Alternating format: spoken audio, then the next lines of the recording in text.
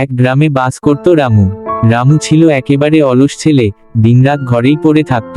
তার মা প্রায়ই বলতো, তুই যদি অলস থাকিস তাহলে একদিন সবকিছু হারিয়ে ফেলবি। কিন্তু রামু তখনও খুব একটা ভাবত না। সে জানতো না অলস জীবন কতটা ক্ষতিকর হতে পারে। একদিন তার মা বলল, এতদিন তো তুই ঘরেই আছিস, এবার বের হয়ে কাজ কর, না হলে আমি তোকে এই বাড়ি থেকে বের করে দেব। রামু কিছুটা ভীত হয়ে গেল, আর সে ভাবল কিছু একটা কাজ তো করা উচিত। তবে গ্রামে কাজের সন্ধানে বের হয়ে সে গেল। যত দূর দেখল কোনো কাজ সে পায়নি। শেষে সে গেল গ্রামের সবচেয়ে ধনী ব্যক্তির কাছে, যার বাড়ি ছিল অনেক বড় আর আশপাশে ছিল প্রচুর জমি।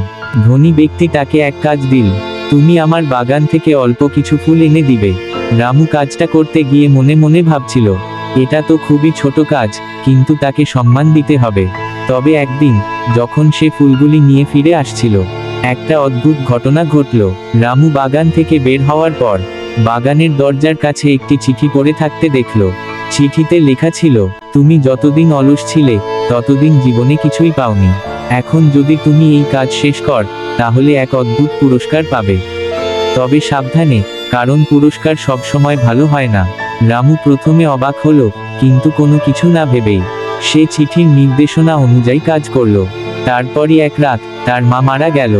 রামু একেবারে ভেঙে পড়ল। তার মা চলে যাওয়ার পর সে একা হয়ে গেল। কিন্তু তার মধ্যে এক পরিবর্তন ঘটেছিল। সে বুঝতে পারল অলস জীবন কখনো পূর্ণ হয় না।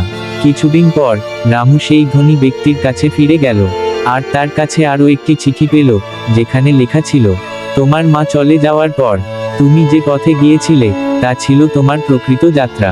তুমি যেভাবে কাটিয়ে উঠতে পেরেছ, তাহলে তুমি বুঝতে পেরেছ প্রকৃত পুরস্কার আসলেই কি।